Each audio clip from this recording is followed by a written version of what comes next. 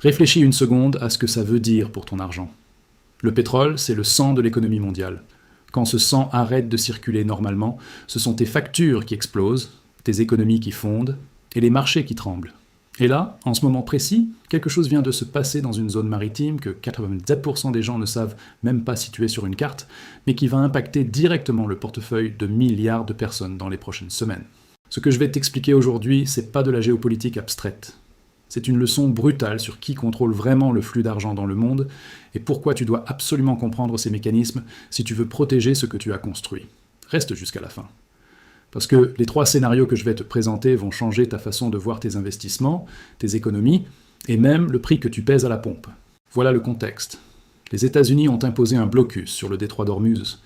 Pour ceux qui ne visualisent pas, imagine un entonnoir ultra étroit entre le golfe Persique et le reste du monde. Un entonnoir par lequel transite environ 20% du pétrole mondial. 1 sur 5 barils de pétrole qui circulent sur Terre passe par là. Si tu bloques cet entonnoir, tu ne bloques pas juste une route maritime. Tu coupes littéralement l'oxygène financier d'une bonne partie de la planète. L'idée derrière ce blocus, c'est de mettre une pression économique maximale sur l'Iran. La logique est simple. Plus de pétrole iranien sur les marchés, plus de revenus pour Téhéran, plus de capacité à financer ses opérations. Sur le papier, c'est une démonstration de puissance militaire et économique écrasante. Mais voilà où ça devient fascinant et inquiétant. Un pétrolier lié à des intérêts chinois, déjà sanctionnés par Washington, a traversé ce blocus. Pas en catimini, pas dans un angle mort, accidentel. Il a traversé.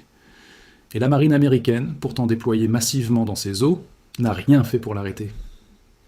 Est-ce que tu réalises ce que ça signifie financièrement ? Parce que si tu penses que c'est juste une anecdote maritime, tu passes à côté de l'une des informations les plus importantes pour ton argent en ce moment. Parlons cash. Ce pétrolier, c'est pas juste un bateau. C'est un message économique envoyé à la Terre entière.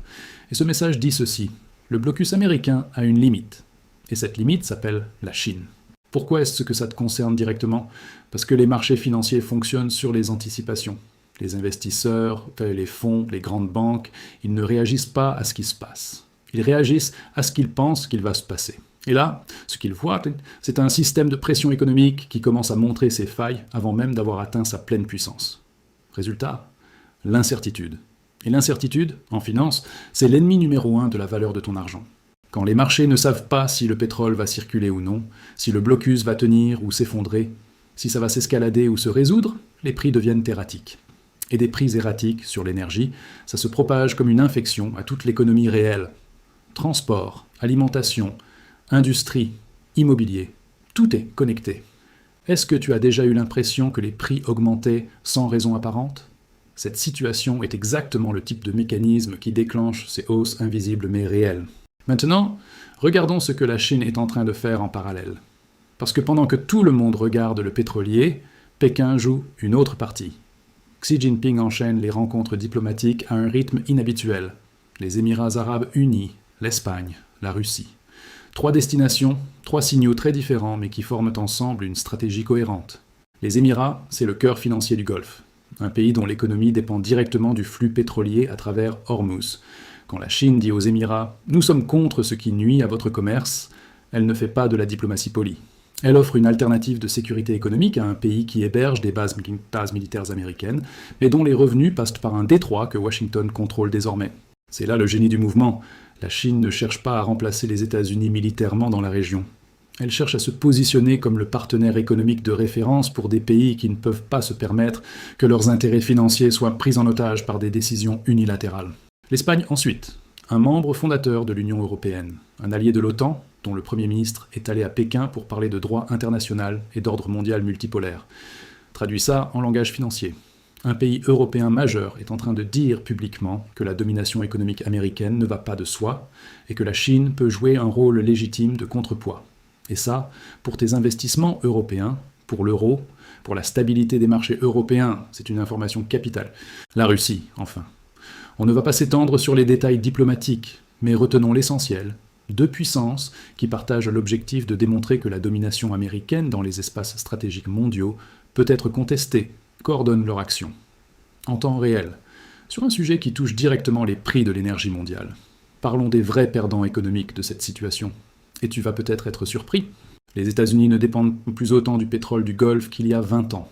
La révolution du pétrole de schiste a transformé la donne. Washington peut imposer un blocus sur Hormuz sans ressentir immédiatement la douleur à l'intérieur de ses frontières. Mais l'Inde, le Japon, la Corée du Sud, l'Europe, ces économies dépendent encore massivement du pétrole qui passe par Hormuz. Quand le détroit est perturbé, ce sont leurs entreprises qui voient leurs coûts de production exploser, leurs citoyens qui paient plus cher l'énergie, leurs gouvernements qui subissent une pression politique interne massive. Et voilà le paradoxe financier brutal de la situation.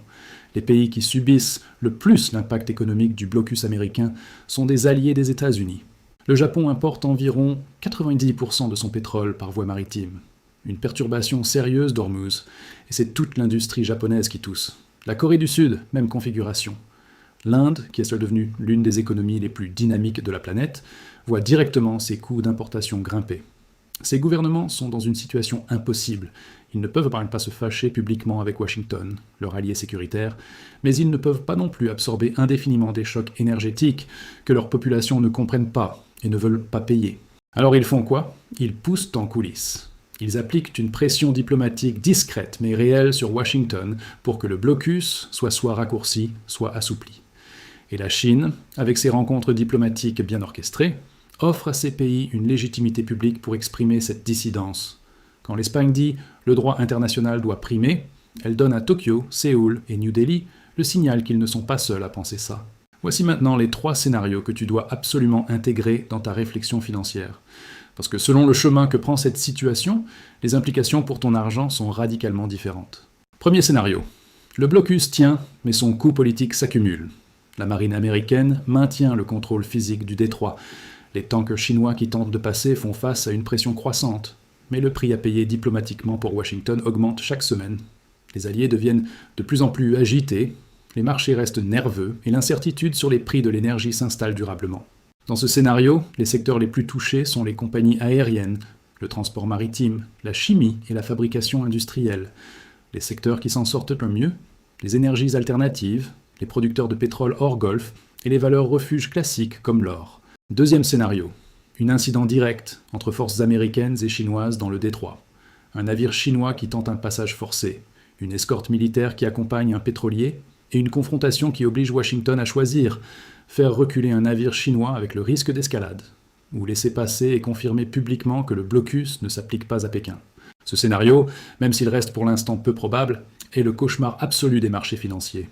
Une confrontation directe entre les 2 premières économies mondiales dans une zone qui contrôle 20% du pétrole planétaire, c'est un choc systémique. Bourse en chute libre, pétrole qui explose, dollar qui s'envole comme valeur refuge dans un premier temps, puis qui vacille si la crédibilité américaine est durablement atteinte. Si tu as des positions sur les marchés, ce scénario doit être dans ton radar même à faible probabilité. Parce que les événements à faible probabilité et à fort impact sont exactement ceux qui détruisent les patrimoines non protégés. Troisième scénario. La pression économique alliée force une modification silencieuse du blocus. Pas une capitulation publique, pas un accord officiel, juste une application plus souple des règles, un angle mort qui s'élargit, une liste d'exceptions qui grandit discrètement. Le flux pétrolier reprend partiellement, les marchés se stabilisent, et les 2 camps se déclarent vainqueurs pour leur usage interne. Ce scénario est probablement le plus réaliste à court terme. Et dans ce cas, les marchés rebondissent, les valeurs liées à l'énergie normalisent leur prix, et on retourne à une volatilité de fond plutôt qu'à un choc aigu. Mais même dans ce meilleur scénario, une chose ne change pas. La démonstration a été faite. Le monde entier a vu qu'un blocus américain peut être défié par la Chine sans conséquences militaires immédiates. Et cette perception, une fois installée, modifie durablement les calculs de risque de tous les acteurs économiques mondiaux. Voilà ce que tu dois retenir pour toi, concrètement. On est en train de vivre une transition de pouvoir économique mondial qui n'est pas abstraite. Elle se joue en temps réel, dans des détroits maritimes, dans des salons diplomatiques, dans des décisions de routing de pétroliers. Et chaque étape de cette transition a des conséquences directes sur tes économies, tes investissements et ton pouvoir d'achat. Les personnes qui comprennent ces mécanismes ont un avantage énorme. Pas parce qu'elles peuvent prédire l'avenir, personne ne le peut, mais parce qu'elles comprennent la structure des risques. Elles savent que quand l'énergie est perturbée, certains actifs souffrent et d'autres progressent. Elles ne paniquent pas. Elles anticipent. Et ceux qui ne comprennent pas ces dynamiques, ils subissent. Ils voient que leur facture augmenter sans comprendre pourquoi. Ils voient leur placement se volatiliser sans comprendre le lien. Ils réagissent toujours trop tard. La question que tu dois te poser ce soir, c'est dans quel groupe tu veux être.